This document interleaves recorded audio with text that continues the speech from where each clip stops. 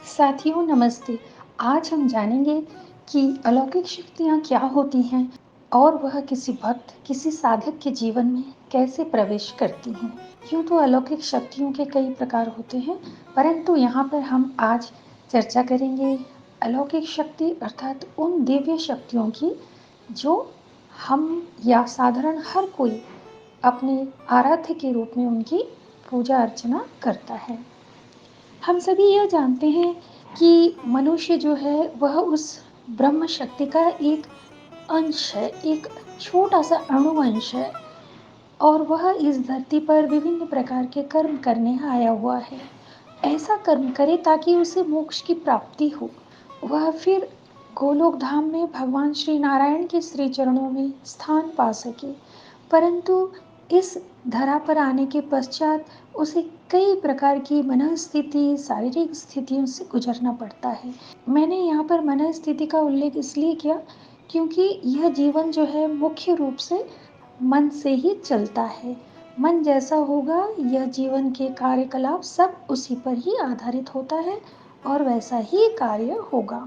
अब यदि कोई साधारण व्यक्ति मन से, प्राण से, हृदय से अपने इष्ट देवता के, अपने आराध्य देवता की पूजा अर्चना करे, भक्ति करे, मन में प्रेम भाव रखे, सबके साथ उसके व्यवहार अच्छे हों, उसमें कुछ सद्गुण हों और वह हमेशा अपने आराध्य के विषय में ही चिंतन करे, मनन करे, मंत्र जप करे, हवन करे, जो भी होते हैं हमारे पूजा पाठ के नियम, उनको बड़ी निष्ठा और भक्ति से यदि वो करता है तो वह खुद समझ नहीं पाएगा, लेकिन कुछ वर्ष व्यतीत हो जाने के पश्चात उसके जीवन में वह अलौकिक शक्तियाँ प्रवेश करने लगती हैं।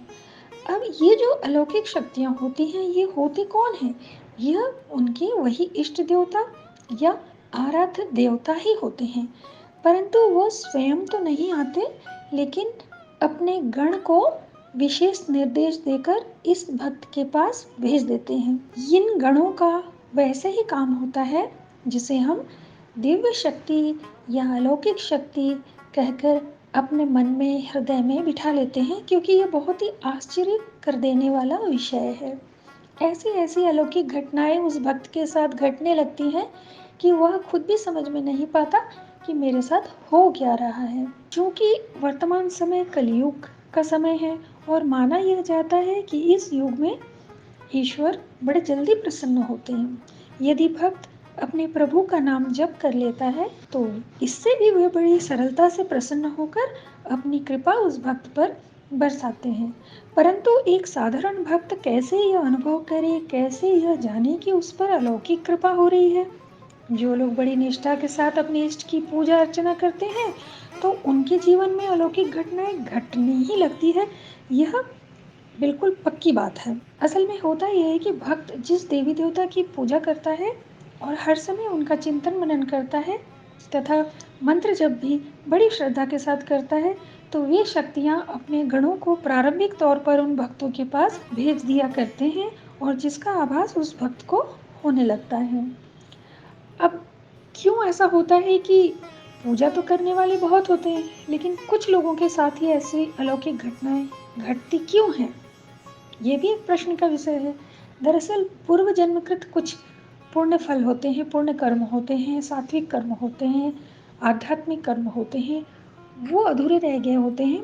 उनको पूर्ण करने के लिए इस मानव जन्म में भी अलौकिक शक्तियाँ एक सही समय पर उस भक्त के साथ, साधक के साथ जुड़ती हैं और उसे अच्छे काम करने के लिए, सन्मार्ग पर चलने के लिए, लोगों की मदद करने के लिए ही एक दिशा दिखाते हैं।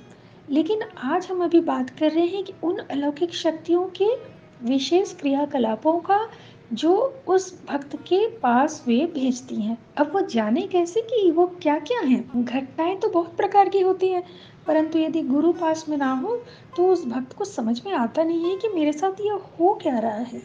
अब हम पहले नंबर पर लेते हैं, उक्त भक्त के मन में सरलता और दया का भाव अपने आप उमड़ने लगता है। वह दूसरों की मदद करने हेतु तत्पर होने लगता है। पहले हो सकता है उसमें ये भावना नहीं थी और थी भी तो कम थी, लेकिन अब उसमें कुछ ज़्यादा ही ये भाव दिखने लगे हैं कि घर वाले भी बड़े आश्चर्य में पड़ जाते हैं कि इसे हो क्या गया है। और दूसरी बात यह भी है कि उसे नींद में आधी रात को किसी मंत्र पाठ करने की आवाज़ उसके कान में सुनाई देती है। भले ही मंत्र स्पष्ट नहीं समझ में आते, परंतु जिस तरह मंत्र पढ़े जाते हैं वैसा ही आभास होने लगता है, और यह भी ज़्यादातर पुरुष की आवाज़ ही होती है। तब साधक के नींद में या फिर भक्त की नींद जो है टूटने लगती है। तीसरे नंबर पर यह पाया जाता है कि वह भक्त अब प्रतिदिन ब्रह्म मुहूर्त में बगैर किसी अलार्म के उठने लगता है। उसकी आंखें स्वतः उस समय खुल जाती हैं। यह बहुत ही शुभ समय का शुभ लक्षण होता है, जो कि बहुत कम लोगों के साथ ही ऐसा होते देखा गया है। और चतुर्थ नंबर पर उक्त भक्त का मन हमेशा शांत और तृप्त सा रहता है। अंदर से उसे एक आनंद का अनुभव हर पल होता रहता है। उसे अशांति और बेवजह की बातें अच्छी नहीं लगती है। वह एकांतवास ज्यादा पसंद करने लगता है। उसे छोटे छोटे बच्चे, फूल, पहाड़, बगीचे, खेत, खलिहान, नदी, तालाब, ये सारी चीजें बहुत आकर्षित करने लगती है, और लगभग वह इन सब चीजों के पास ही रमा करता है। अलौकिक शक्तियां यूं तो बहुत प्रकार की, अनगिनत प्रकार के अपना प्रभाव जो है भक्तों पर दिया करती है, लेकिन यहाँ पर हम आज मुख्य रूप से 5 विषय को ही देख रहे हैं, क्योंकि प्रारंभिक साधक या प्रारंभिक भक्त के जीवन में इनका ही प्रवेश पहले होता है। अब 5वें नंबर पर अक्सर ये देखा जाता है कि वो जो भक्त है, वह जो साधक है, जो कुछ भी सोचता है वह अनायास ही होने लगता है। अगर वह किसी को आशीर्वाद दे दे, किसी के लिए भला कह दे, तो वो भी घटने लगता है। वो खुद भी आश्चर्य में पड़ जाता है शुरू में कि ये मेरे साथ हो क्या रहा है, परंतु ऐसा होता है। साथियों, यदि आपके साथ भी ऐसा हो रहा है तो निश्चित जान लें कि आप जिस भगवान की पूजा करते हैं वे आपको उनके आशीर्वाद तथा प्रसन्नता का बोध करवा रहे हैं। साथ ही अपनी उपस्थिति का भी वे आभास दे रहे हैं, और वे आपसे बहुत प्रसन्न हैं। अतः अपने गुरु से मार्गदर्शन लें और कृपया आध्यात्मिक पथ पर आगे की ओर बढ़ते रहें। आशा है आज का विषय आप लोगों को अच्छा लगा होगा। आप सब खुश रहिए। नमस्ते।